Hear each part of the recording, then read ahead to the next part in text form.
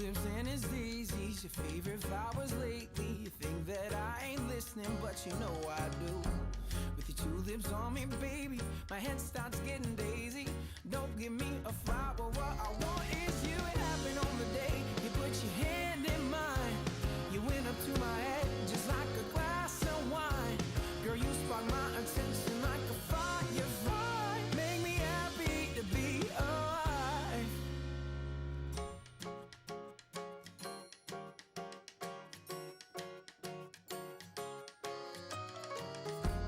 You move into a room like summer breeze at noontime. Baby, out of 9, I give you 10. Your love is like an ocean, surfing, spray emotion.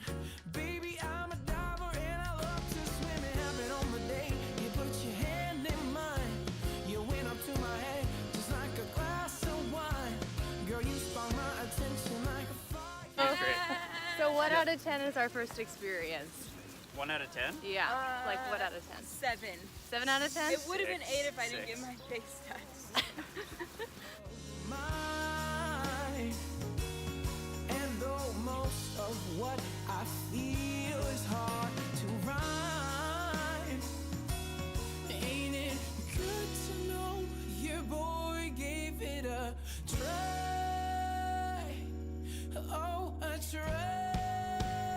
Yeah, yeah, yeah.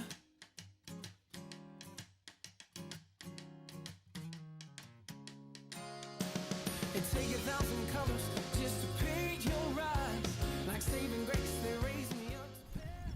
Good morning. I'm just here to give a little bit of an update. I want to tell you about our first day in Jerusalem and then some thoughts about my first couple weeks of Bible college here. So yesterday we went to Jerusalem, which is one of the highlights of visiting Israel, of course.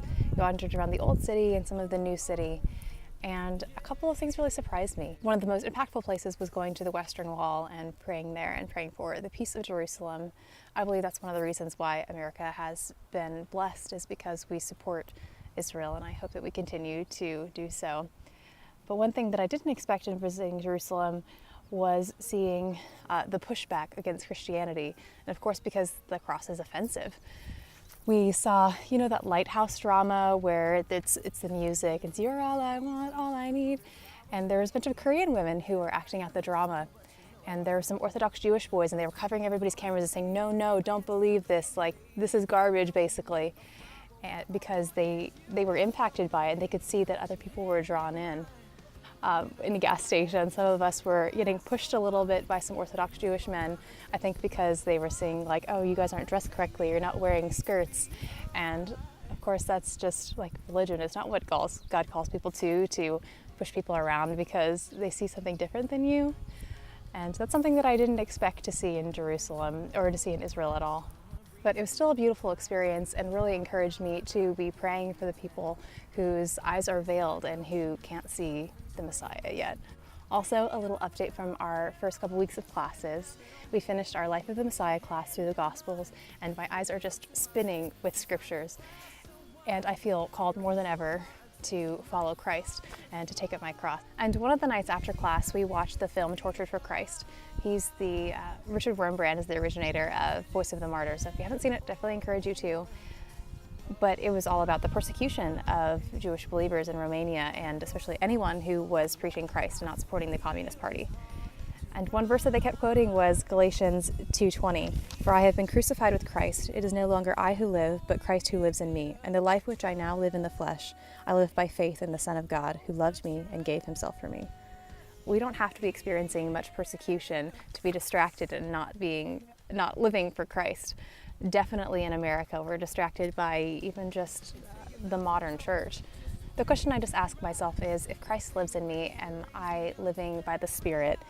Am I living in faith in the Son of God who loved me and gave himself for me? Am I giving my life for him? And so I just encourage you to read Galatians this week, Galatians 2 and Galatians 6, and examine, am I living for Christ? And what is something that I need to surrender to God to be living fully for him?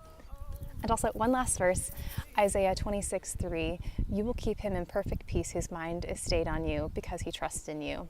I hope that encourages you this week to go out, be in the Word, and to spread the gospel.